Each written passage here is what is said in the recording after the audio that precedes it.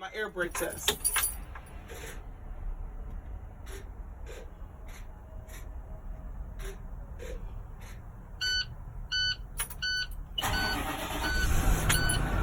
I'm going to accelerate between 10 and 15 RPMs to bring my air pressure up to 100 to 120 PSI.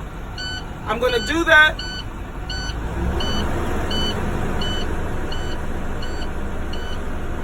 once it builds up to 100 to 120 PSI. I'm going to cut the vehicle off, turn it to the on position, but do not start.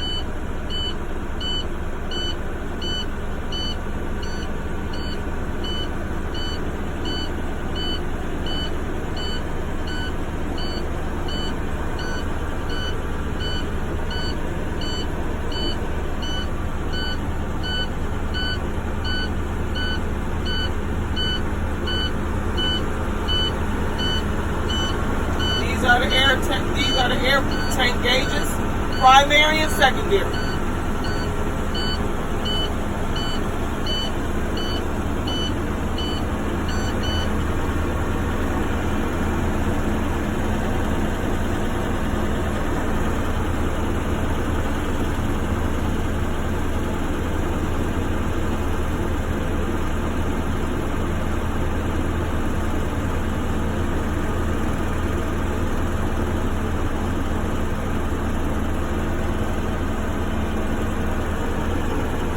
The reason you don't go over 15 RPM is 20 RPMs starts engine damage for a set amount of time.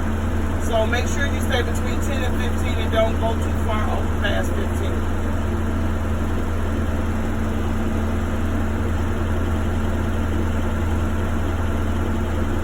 Okay, now that it's reached 100 to 120 PSI, you're going to cut the bus off. You're going to cut the bus off, turn it back to the right one click, so you do not start. You're going to push in the parking brake. Okay.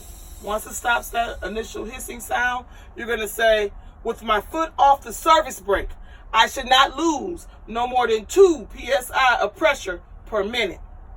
With my foot on it, I should not lose no more than 3 PSI per minute. As I pump it down between 60 and 65 PSI, the warning light and sound should come on. Between 40 and 20, my emergency brake should pop out, as it did.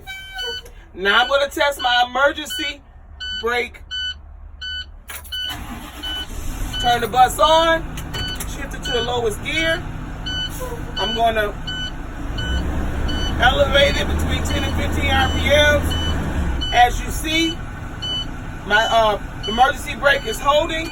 This is when you check the gears. And now I'm going to get it back up to 100 to 120 PSI.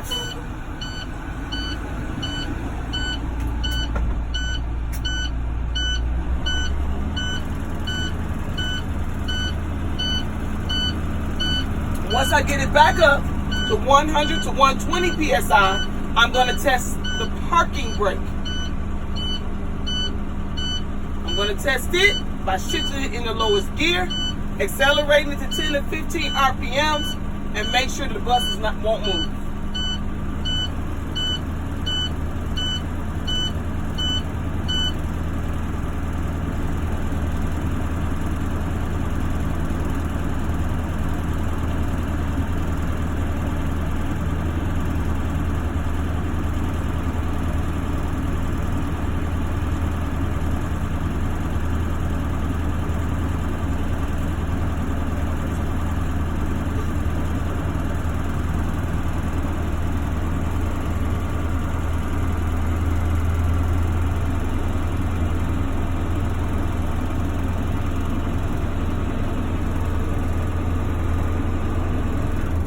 We're going to shift it into the lowest gear.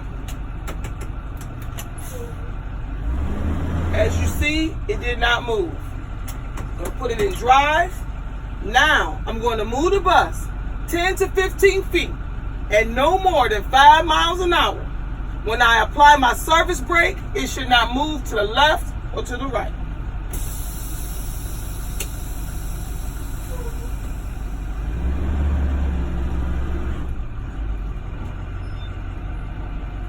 As you see, it did not move to the left or to the right. This completes my air brake test. That's the air brake test.